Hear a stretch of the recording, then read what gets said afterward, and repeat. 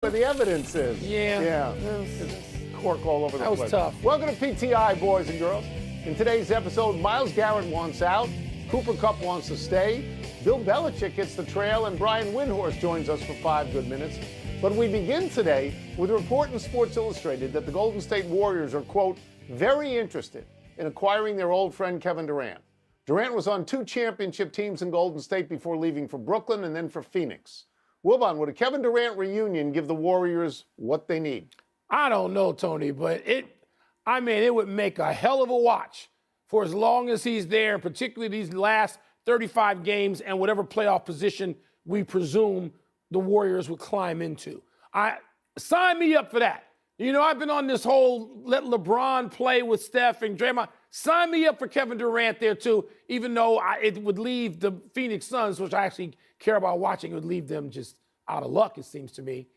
But I don't know. They don't become the favorite to win a championship. And I know Kevin Durant is pouring in the basketball. He is scoring at a rate that is Kevin Durant, Hall of Fame, greatest scorers ever. I mean, what's your list? My list, okay, so Jordan and Wilt, Jordan. Kevin Durant is on the short list in terms of just scoring prowess and efficiency, and you put him back there with Draymond Green and Steph Curry. You got something I want to watch. How far do they go? I don't know. Are they a favorite to beat Oklahoma City? I don't think so. Did they pull even with Houston and Memphis? Maybe not, but let me see it. Just let me have a whiff of that. You and I are not on the same page right now about Kevin Durant now. I think of Kevin Durant now as an itinerant, just going from team to team like a bird landing, on a telephone wire, scoring a lot of points, but not really winning anything. I mean, I don't think he going to the Golden State Warriors, and we agree on this, I don't think it makes Golden State Warriors the champions. I don't. I will say this, I'm sort of amazed that his name has come up as going to the Golden State Warriors. I thought he'd finish his career in Phoenix. I thought you thought that. I thought you thought when they got Bradley Beal there that they were actual contenders, but they're not. I was seduced. They're not. I was wrong. They're not. They are tied for 9th place in the Western Conference. They're 1 game over 500. They have the greatest scorer in the history of the franchise now in Booker, and they got Kevin Durant at 27 a game, shooting 52%. They're 1 game over 500. You know what I'd like to see? I'll take you at your word getting LeBron James there. I'll see LeBron James, Kevin Durant, and Steph Curry all playing together like in the Olympics. But you know what still, Mike? What's that? They wouldn't win the NBA title because it's 4 out of 7. Yeah. And it's not a 1-game knockout, and they're 40, 36, and 36. Yeah. As miles on the tires. But hold on, before we move on, you tune in for Durant, Curry, Draymond one more time. You would? Sure. Okay. Of course. Just checking. Sure. Making sure you got a pulse there now. Just checking. We've also got some trade drama in the NFL. All-world defensive end MYLES GARRETT has requested the Browns trade him, recently saying he doesn't want to go through another rebuild. And Rams receiver KUPP says the team told him it plans to trade him despite his objections. He wants to stay. Tony, are you more intrigued by Garrett wanting out of Cleveland or the Rams wanting out of KUPP? I have to be honest. I don't completely understand KUPP's position. He doesn't want to be traded. He wants to stay with the Rams, but he's saying they intend to trade him. And I don't even understand that, Mike, because Matthew Stafford said he was going to come back. It would seem to me that if you had Nacua and KUPP, you had 2 home run hitters. So the answer to this has to be, of course, money. It's got to be something where they say, we don't want to pay him the contract that we signed him to. But if I were Baltimore or I were Cincinnati, I would love to have Cooper KUPP. MYLES GARRETT, I have total sympathy with MYLES GARRETT. And I thought the note that was posted was tone perfect. He said, look, I can't play there anymore. He said, I didn't come into the league to go from Cleveland to the Hall of Fame. I came into the league to try and win a Super Bowl. I want to play in a Super Bowl. And nobody wants to play in Cleveland now because of the ownership, which is terrible. Because that contract with Deshaun Watson destroyed that franchise. Yeah. The coach is probably pretty good, and the owners are not, and they've gone backwards. Yeah, Tony, my interest is in MYLES GARRETT, too. Now, look, Cooper KUPP can help a lot of people. I think about my own quarterback, Caleb Williams in Chicago, who needs a reliable receiver like that, particularly in case Keenan Allen, free agent, doesn't re-up with the Bears.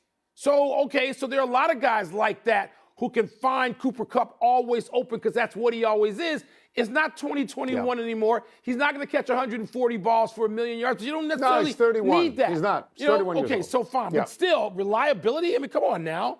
But still, Tony, like you, Myles Garrett. So can Myles Garrett, in an era where you need to still rush the passer, and those guys are still at a premium, can Myles Garrett step into a lineup and do that? Yes. The question is, how much do you have to give up for him? I don't want to give up 2 number ones and a number something else. I know he's not even 29 yet. He hasn't turned 29 yet. So maybe there's 4 good years of pass rushing left, 5 good years. But He's a sack machine. He's transforming any defense he joins. Yes. If I were Buffalo and I finally wanted to get to Mahomes and win that game, I'd look at him. Let's stay with football stories. But again, not a Super Bowl story, although the subject of the story has been the 9 Super Bowls as a head coach. It's Bill Belichick. And we credit an ESPN story that says Belichick is beating the bushes, going to high schools to recruit players to North Carolina. All the things you thought he would never do. Wilbon, does Belichick's apparent commitment to recruiting surprise you? I don't know about surprise. It impresses me. And, you know, I have some sort of related firsthand knowledge of this because one of the high schools Bill Belichick has been to, my son goes there. So here in Washington, D.C. So I know about Bill Belichick being on the road a little bit and targeting, identifying kids he wants to talk to, the best and the brightest. I mean, kids who can play football and kids who ain't going to have any problem academically at the University of North Carolina. Doesn't that fit Bill Belichick to you? Now, I know there are former Belichick players who said in the moment he was going to North Carolina, are you kidding me? Can you see Belichick going to some kid's sofa and charming his parents? Well, apparently so. Apparently Belichick's fine with this. He seems enthused. He seems energetic by it. I'm impressed by that. I can't wait to see how this plays out once the college football season begins in Chapel Hill.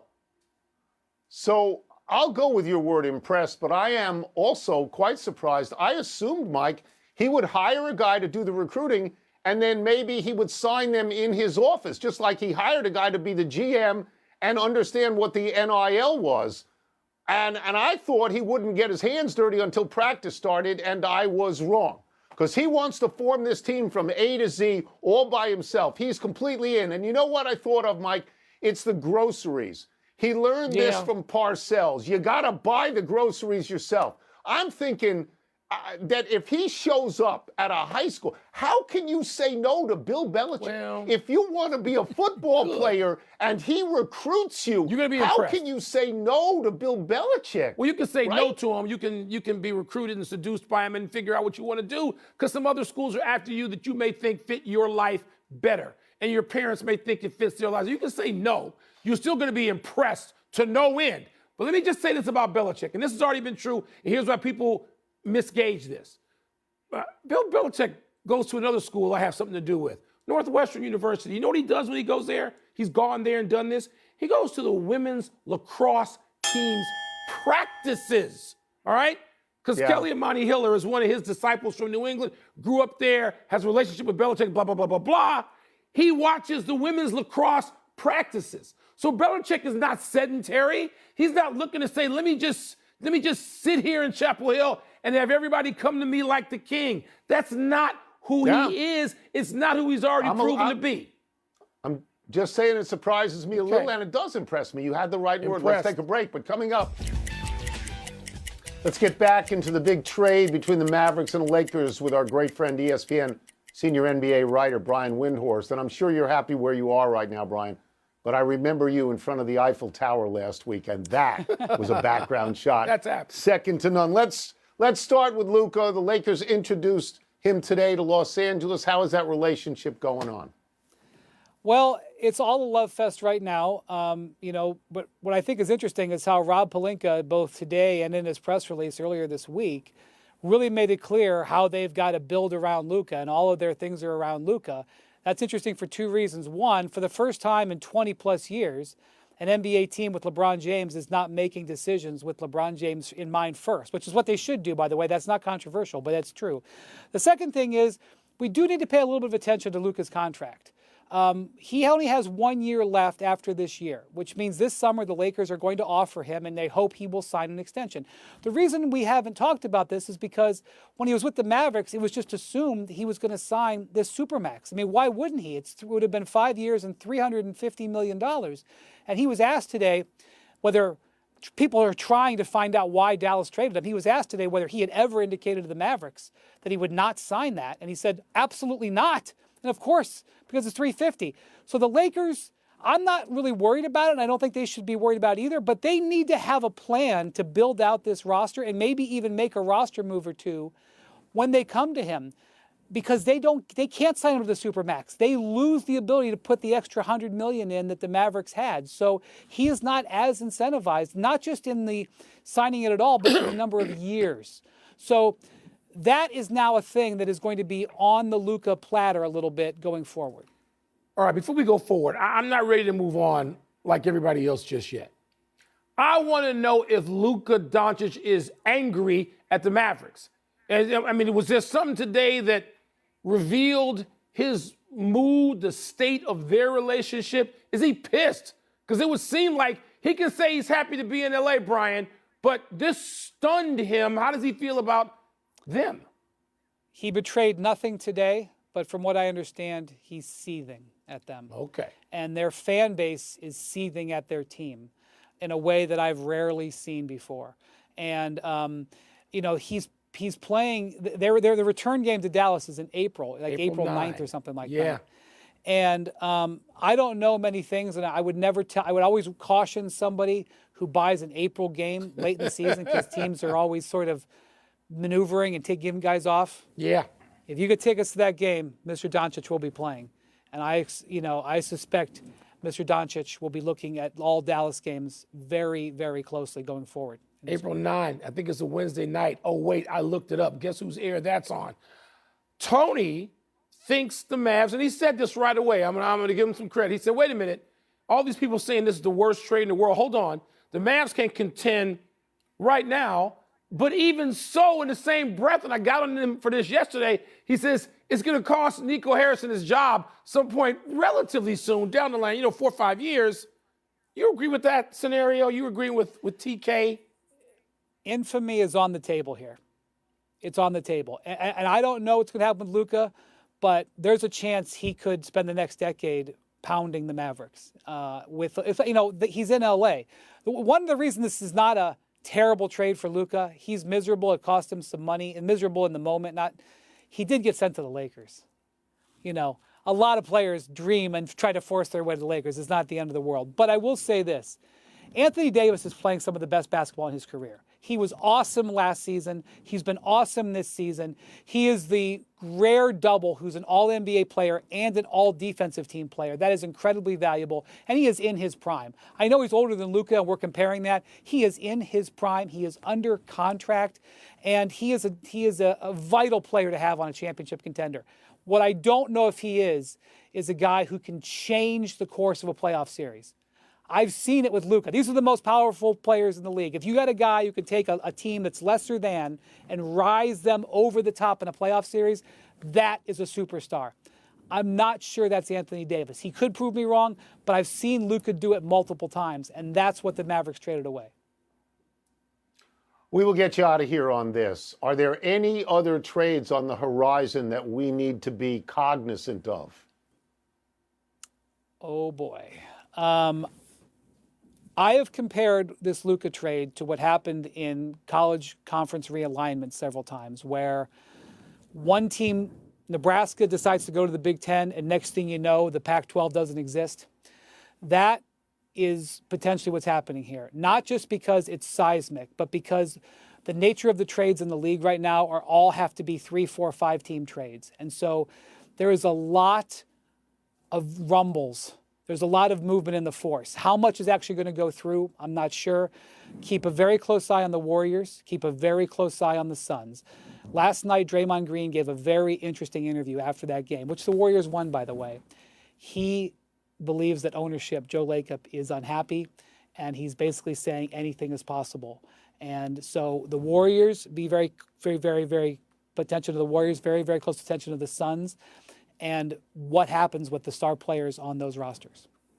Ooh, fun. Thank you, Brian. Fun. Always a treat to have you. Potentially. Take Thanks, Brian. care, Brian. guys. Let's take one last break. Still Makita. Bobby Hull, Why yeah. don't you ever talk about Dennis Savard? Well, Bobby Tony, Hull, I'm sorry. Hull Bobby and Hull. Makita won, and Hull's the most exciting player in Blackhawks history. Exciting. Savard's next. But then Kane and Taves, they didn't just win, they won 3. So Savard didn't win, not his fault. He got traded away. He was only 28 years old. He might have won, but he didn't win the other guys. The other guys won cups. Okay. Happy anniversary, Jeremy Lin. On this day 13 years ago, the Knicks' fourth-string guard, point guard, pressed into action out of desperation by coach Mike D'Antoni. Lin responded by exploding for 25 points and 7 assists in a win. Lin's surprise opportunity led to a 7-game winning streak and a 3-week stretch of all eyes on that became known as Lin's sanity. An undrafted player from Harvard, Lin came to the Knicks when the Warriors waived him. He left New York for Houston as a free agent, but the magic never reappeared. Ultimately, Lin played mostly in reserve roles for 8 teams and 9 NBA seasons. He has a ring from his time with the Raptors in 2019. His stardom was brief but memorable. He was a comet. Yes, is there a 30 for 30 dedicated to that 3-week stretch? It was so exciting, Tony, in real time. I mean, you could hang on it. I hope we see something like that again from someone. By the way, Jeremy Lin, 9 years in the NBA, 9 years of playing time. That's just great for anybody. And what he must think of that now upon reflection. Wow, what memories. Happy trails, Pat Hoberg. Baseball fired the umpire for sharing betting accounts with a friend who bet on baseball. The league said that while there is no evidence that Hoberg himself bet on games, he failed to uphold the integrity of the sport. Hoberg says he takes full responsibility for his actions. The 38-year-old is known as the best ball strike umpire in baseball, and the league says he'll be eligible for reinstatement in 2026. The way all of these statements are framed in his career, those 1,338 points have Savard tied for 31st most points all time. Well, man, you always talk about Bobby Hill and Stan Mikita. Bobby Hull, Why don't you ever talk about Dennis Savard? Well, Bobby Tony, Hull, I'm sorry. Hull Bobby and Hull. Makita won, and Hull's the most exciting player in Blackhawks history. Exciting. Savard's next. But then Kane and Taves, they didn't just win, they won 3. So Savard didn't win, not his fault. He got traded away. He was only 28 years old. He might have won, but he didn't win the other guys. The other guys won cups. Okay. Happy anniversary, Jeremy Lin.